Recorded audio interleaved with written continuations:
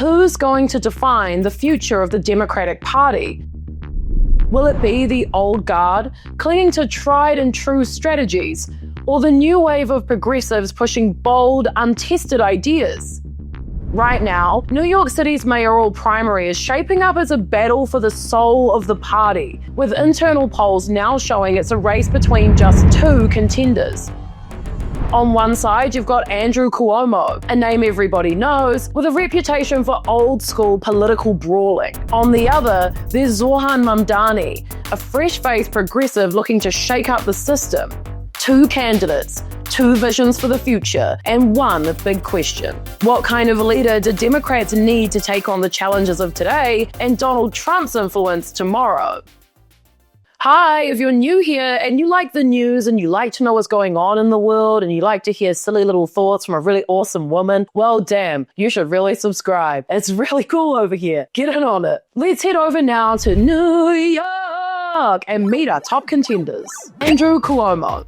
Pros: he's well-spoken, he's experienced, he's got ideas. Cons: he's considered sort of a political insider, something younger Democrats are frustrated with and fighting against. And the DOJ says he sexually harassed 13 women, as well as being accused of lying under oath about his role in covering up the deaths of nursing home patients during COVID. Cuomo denies all of this, claiming both investigations to be political attacks from Trump's administration. But part of me is like, even if you didn't do those things, is this the best time to be running for mayor of New York? Like, you think nobody's gonna bring that up? Even so, he's still well within the possibility of winning. Cuomo announced that he would run on both the Democratic and independent tickets, ensuring his place on the November ballot regardless of the primary outcome. So you're kind of stuck with him anyway. Zohran Mamdani. Pros: he's got passion, he's got ideas, he's fresh, he's different, he's new. And can I be like really gross and lame and say he's like very handsome?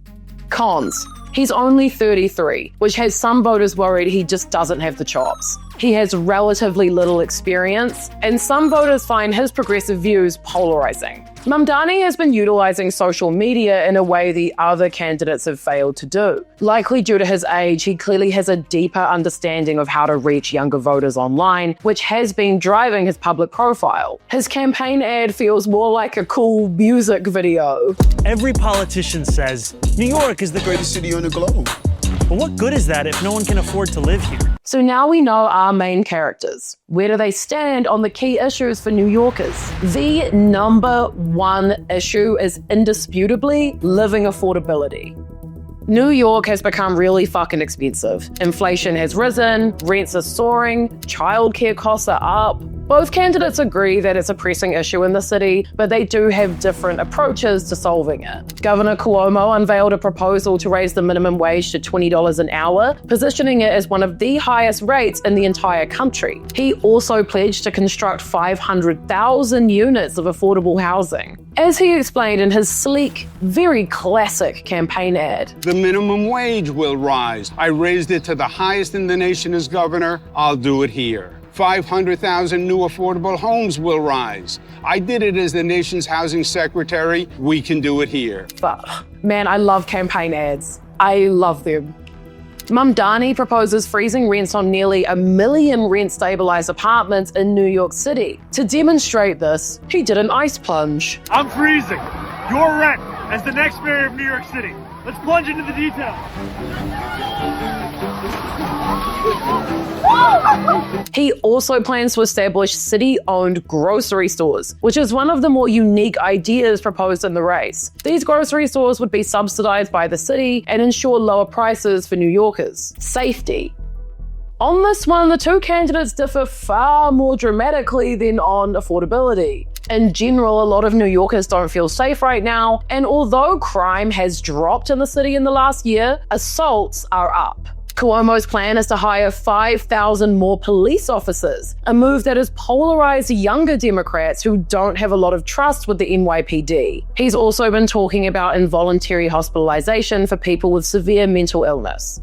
These plans were not taken well by another candidate, Michael Blake. The people who don't feel safe are young women, mothers and grandmothers around Andrew Cuomo. That's the greatest threat to public safety. Mamdani has proposed creating a new city agency, the Department of Community Safety, which would be separate from the police department and would address issues like mental health calls. The plan includes deploying outreach workers in the subway and establishing neighborhood clinics. The situation in Gaza has sharply divided opinions, especially in New York, where the large Jewish population makes it a particularly sensitive but crucial issue, both in the campaign and in the Democratic Party as a whole. Check out this moment. I believe that you need not travel to Israel to stand up for Jewish New Yorkers. Donald Trump. Donald Trump is obviously a big name in the conversation. He was mentioned no less than 80 times during the debate. I love this moment. Mr. Cuomo, you've branded the president a bully. Mr. Stringer, you called him a schmuck. And Mr. Lander, you put his name on a car and crushed it in a TV ad. You wished death upon him, you preyed on the downfall of his family, and you burned down his house. What would you do next? The best part is Brad Lander nodding and smiling as she says it. He's like, hell yeah, I did. Lander stood up to Trump and Musk when they stole $80 million from us. And he's fought for New York, building thousands of affordable housing units. Yeah.